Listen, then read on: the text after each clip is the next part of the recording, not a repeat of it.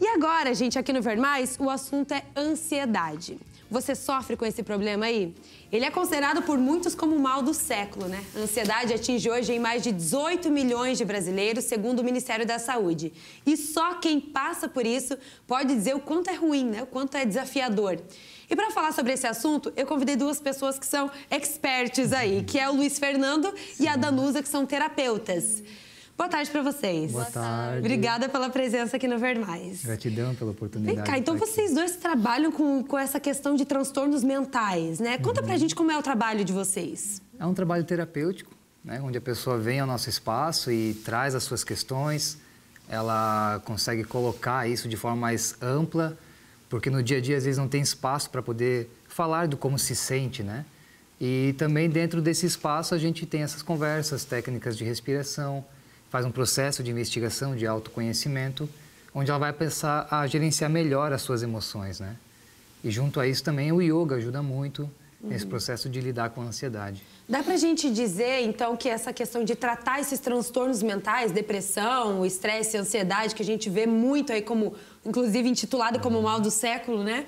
Dá pra gente dizer que tem muito dessa questão mental, é muito mais mental do que, enfim, emocional? Dá pra gente dizer isso? Seria um reflexo da mente no corpo. Uma emoção é o reflexo dos pensamentos, do acúmulo de pensamentos no corpo. Este reflexo faz com que você sinta esses pensamentos. E muitas vezes nós não tivemos a oportunidade de nos educar emocionalmente, nem psicologicamente. Ignoramos que isso acontece em nós e vivemos por aí tentando dar conta, né, desse turbilhão de coisas. Então, o autoconhecimento, ele é uma porta de entrada muito importante para a gente começar a desenvolver gerenciamento emocional. Por onde começa, Danusa, um tratamento para, por exemplo, uma pessoa que... Um tratamento não, que terapias, né? Vocês indicam, que tipos de terapias vocês indicam para quem sofre com esses transtornos mentais? A gente costuma dizer que, na verdade, é uma jornada de vida, né? Não é algo que tem um começo, meio e fim, mas simplesmente tem que ter esse começo, tem que partir da vontade da pessoa, tem que ter o start, né? E tem várias formas, né? A gente ensina com a terapia de respiração de renascimento, que o Nando compartilha. Eu sou instrutora de yoga também, yoga terapeuta.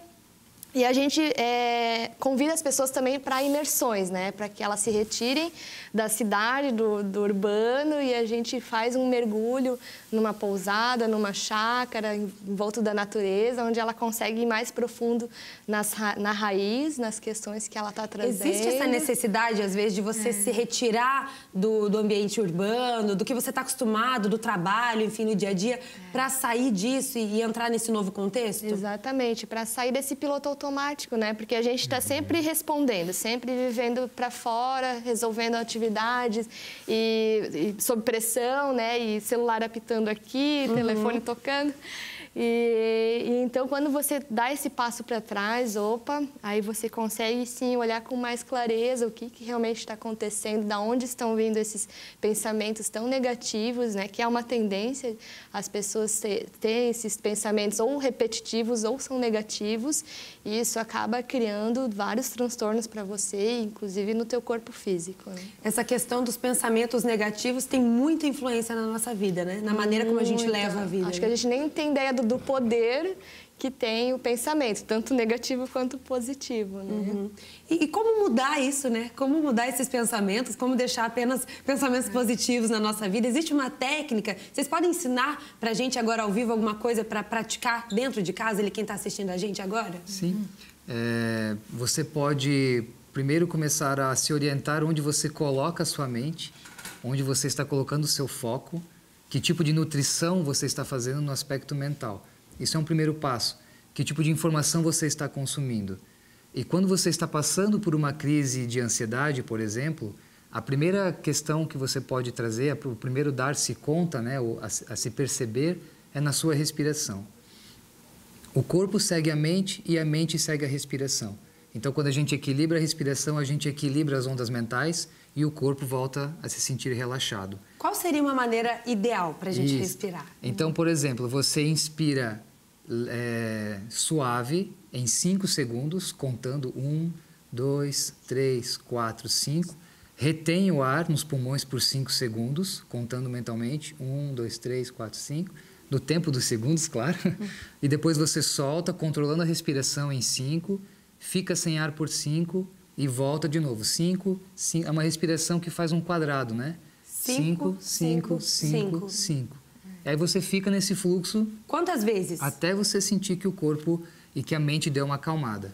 Né? Geralmente, 3 ou 5 voltas, você já vai sentir uma diferença no aspecto mental e emocional dentro de você. Eu sem nem saber disso, eu já fazia isso. Olha, eu não sei se eu fazia os 5 segundos ali, exatos, mas essa técnica de você respirar, segurar um tempo e soltar. Isso. E dizem que se você soltar ainda escutando a respiração, é mais fácil de você entrar nesse relaxamento, né? Isso, exato. Inclusive, o pessoal de casa está participando. Vamos dar uma olhadinha aqui na tela, o que eles estão dizendo.